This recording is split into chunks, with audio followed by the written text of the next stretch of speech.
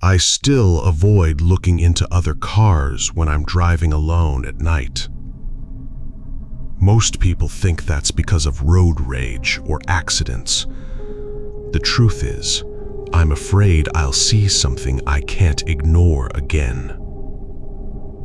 I was 24, driving home after finishing a late shift at a warehouse. It was close to 1 in the morning, and the interstate was almost completely empty. The only sounds were the hum of my tires and the occasional buzz from the old air conditioner struggling against the summer heat. About 30 minutes into the drive, I noticed an older black SUV merge onto the highway ahead of me. It wasn't doing anything unusual at first. I kept a comfortable distance behind it until it suddenly slowed down to almost 40 miles an hour. I moved into the passing lane. As I pulled alongside, I glanced over without really thinking.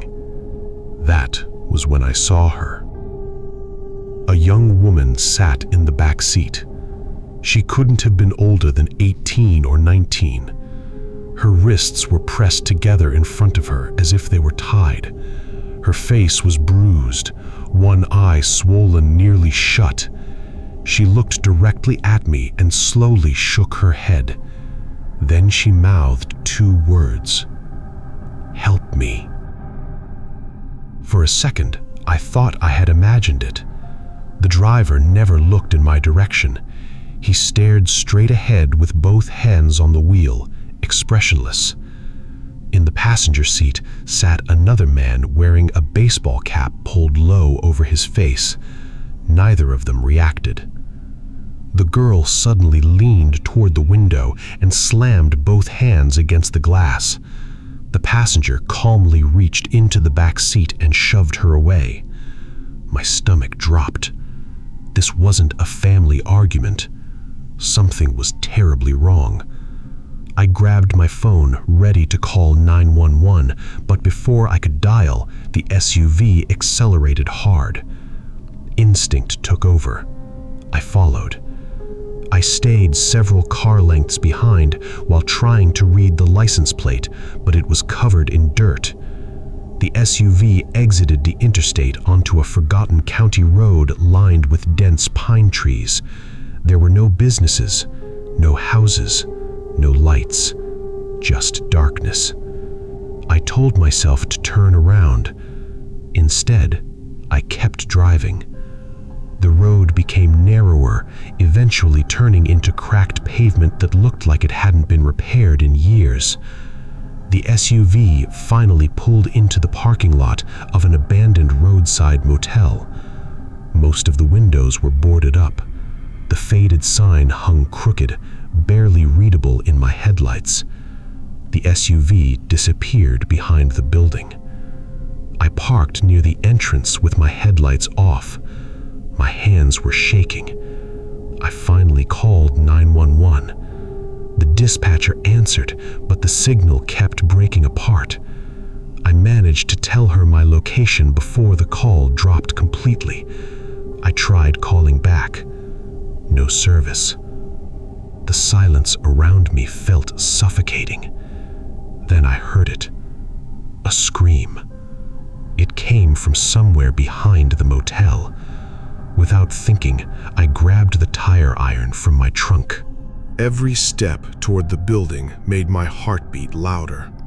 The air smelled like mildew and wet wood.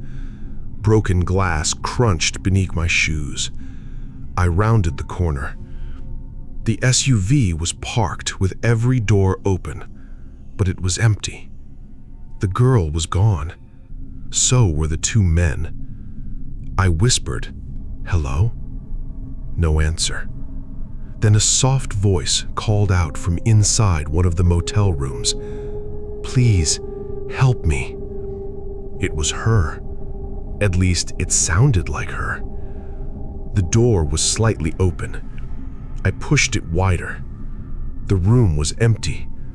Dust covered the floor. Rotting furniture leaned against the walls. No footprints. Nothing. The voice came again, this time from the room next door. I backed away. Something wasn't right. As I turned, every motel room door along the second-floor balcony slowly opened at the same time, one after another.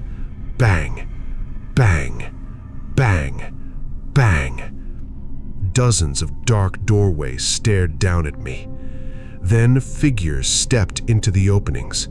Men, all wearing the same plain white mask. None of them moved.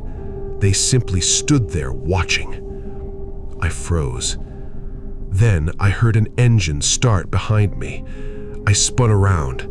The black SUV had somehow returned to the parking lot entrance. The young woman was sitting in the back seat again, only this time she was smiling. Not a frightened smile, a wide, unnatural grin. She slowly raised one hand and beckoned me closer. Behind her, the driver finally turned his head. He smiled too. Every light inside the motel suddenly came on. Yellow bulbs flickered behind every window. The masked figures began walking down the outdoor staircases, slowly, silently, toward me. My body finally listened to every survival instinct it had. I dropped the tire iron and sprinted back to my car. Footsteps echoed behind me, not running, just walking, steady, patient, like they already knew I couldn't escape. I slammed the doors, locked them, and started the engine. As I threw the car into reverse, someone pounded both hands onto my windshield. One of the masked men stood inches away. He tilted his head. Then he pointed toward the back seat of my car. I looked in the mirror. For the briefest moment, I swear I saw the same smiling girl sitting behind me. I turned around. The seat was empty. When I looked back, the man was gone. Every person had vanished. The motel windows were dark again. The parking lot was empty. Even the SUV had disappeared. I sped out of there without stopping. About 10 minutes later, I finally found enough signal to call 911 again. Deputies searched the abandoned motel before sunrise. They found nothing. No SUV, no footprints, no signs that anyone had been there. The motel had supposedly been abandoned for nearly 15 years. I still drive that interstate sometimes. Every now and then, I spot an old black SUV in my mirrors. It always slows down beside me for just a few seconds. I never look into the back seat anymore, because I'm terrified that one night, the smiling girl will already be sitting in mine.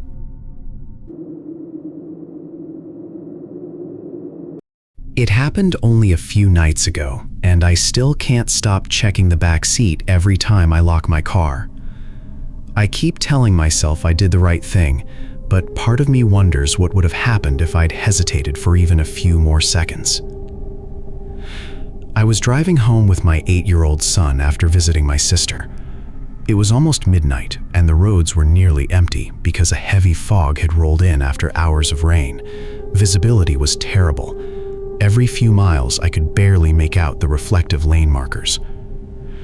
My son had fallen asleep in the back seat with his blanket wrapped around him. I wanted nothing more than to get him home and into bed. About 20 minutes into the drive, my low fuel warning light came on. I sighed. The GPS showed a small gas station less than a mile away, just off the highway. It looked old, one pump, a tiny convenience store, no other customers. I almost kept driving, but I didn't know when I'd find another station. I pulled in. The fluorescent lights buzzed overhead while moths circled them in endless loops. Beyond the edge of the parking lot was nothing but thick woods disappearing into the fog. I left the engine running so my son could stay warm while I stepped out to fill the tank.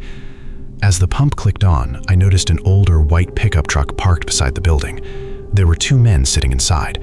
Neither of them looked away. They were watching me. I tried convincing myself I was overreacting. People stare sometimes. Still, the feeling in my stomach wouldn't go away. I finished pumping the gas and walked toward the driver's door. That's when one of the men got out of the truck. He smiled. "Need any help?" he asked. I politely shook my head. "I'm good." He didn't move. Instead, he glanced toward the back seat. "Your little boy asleep?" Every muscle in my body tightened. I opened my car door without answering. Before I could climb in, the second man stepped out of the truck. Now they were standing on both sides of my car. The first man laughed quietly. "You look tired. We can help you." Something about the way he said it made my blood run cold. I immediately locked the doors with the key fob. My son was still asleep. The men noticed. Their smiles disappeared. The first man suddenly grabbed my driver's door before I could close it.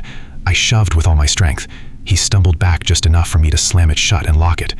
The second man walked quickly toward the passenger side. Then he pulled something from his jacket. It looked like a hammer.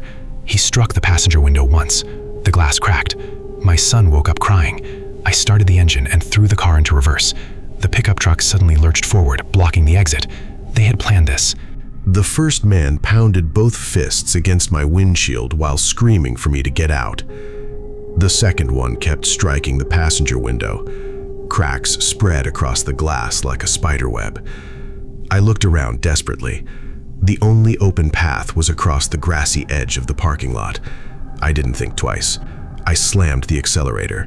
The car bounced over the curb and tore across the wet grass. Mud sprayed everywhere as I barely missed a large tree. Behind me, I heard the pickup engine roaring to life. They were chasing us. I raced back onto the highway with the truck only a few car lengths behind. My son kept asking what was happening. I couldn't answer. I just kept driving. Then I remembered seeing a highway patrol office sign a few miles earlier. I prayed it was still open. The pickup stayed behind us the entire way. Every time I slowed down because of the fog, they got closer. Their headlights filled my mirrors. Finally, I saw the sign, Highway Patrol. I turned sharply into the parking lot without braking.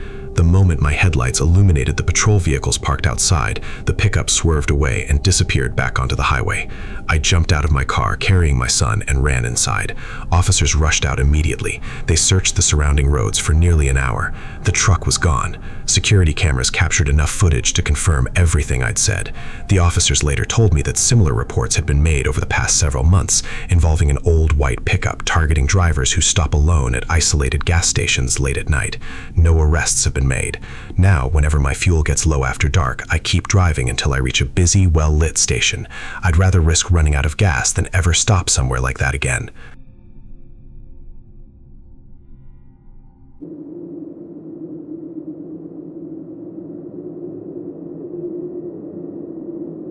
I was 20 years old when this happened, and even now I can't drive past that stretch of forest without remembering what waited for me in the dark. I'd spent the evening helping a friend repair his truck outside of town. By the time we finished, it was close to midnight. I said goodbye, put on my helmet, and started riding my motorcycle home. The night was unusually quiet. The road cut through miles of dense woods, with only the occasional streetlight breaking the darkness. Every few minutes a car would pass in the opposite direction, but otherwise, I had the road to myself. About 20 minutes into the ride, I noticed something lying on the shoulder ahead. As I got closer, I realized it was a backpack. It looked brand new. No one was around. I slowed down and pulled over. At first, I figured someone had dropped it from their car. I picked it up. It felt surprisingly heavy. There wasn't any identification attached to it. Just as I was about to leave it where I found it, I heard a young woman's voice. "Please." It was faint, barely louder than the wind. I looked toward the trees. Nothing. Then I heard it again. "Help." It sounded weak, like someone was injured. Every instinct told me to leave. but I couldn't ignore someone who might actually need help. I leaned my motorcycle against the guardrail and walked toward the voice. Branches scraped against my jacket as I stepped between the trees. The voice came again. "Please." This time it sounded farther away. I hurried toward it. Every time I got closer, the voice seemed to move deeper into the woods. I kept telling myself she was crawling, trying to get away from whatever had happened. After several minutes, I realized I couldn't hear the highway anymore. The forest had swallowed every sound. Only the voice remained. Then something strange happened. The woman repeated the exact same word, in the exact same tone, with the exact same pause between each call. It wasn't natural. It sounded rehearsed. I stopped walking. The silence that followed was overwhelming. I slowly turned around, trying to remember which direction I'd come from. Everything looked the same. Tree after tree. Darkness in every direction. Then the voice spoke again. Only this time, it came from directly behind me. I spun around. Standing between two trees was a woman wearing a long gray dress. Her face was hidden behind tangled black hair. She wasn't moving. She simply stood there. Then she spoke. "Help." But her lips never moved. The sound came anyway, exactly the same as before. Every hair on my body stood up. I took one step backward. She copied me. Perfectly. I stepped again. She matched it, always keeping the exact same distance between us. Then, slowly, she tilted her head. A smile spread beneath the curtain of hair. It wasn't a smile of relief. It was the smile of someone who had finally gotten what they wanted. The voice changed. No longer pleading. Now it became laughter. Soft. Quiet. Growing louder every second. I turned and ran. Branches whipped across my face. Roots grabbed at my boots. Behind me, I could hear footsteps crashing through the forest. Fast. Much faster than I could run. I didn't dare look back. Then I heard something impossible. The footsteps stopped. The laughter stopped. Complete silence. For one terrifying second, I thought maybe I'd escaped. Then I felt warm breath against the back of my neck. I looked over my shoulder. She was only a few feet away. She wasn't running. She was gliding silently between the trees. Her feet never touched the ground. I screamed and sprinted harder than I ever had in my life. At last I saw the guardrail, then my motorcycle. I jumped onto it, nearly dropping the keys because my hands were shaking so badly. The engine finally started. I sped onto the highway without looking back. Only after several miles did I finally slow down. My heart was pounding so hard I thought I might pass out. When I reached home, I noticed something that made my blood run cold. The backpack I'd found was still strapped across my shoulders. I was certain I dropped it when I started running. With trembling hands, I unzipped it. Inside was nothing except a small voice recorder. It was still playing, over and over, in the same woman's voice. "Please, help." I threw the backpack into a dumpster the next morning without listening to the rest of the recording. A week later, I drove past that same stretch of highway again. The backpack was sitting on the shoulder exactly where I'd first found it, looking untouched, waiting for the next person willing to stop and help.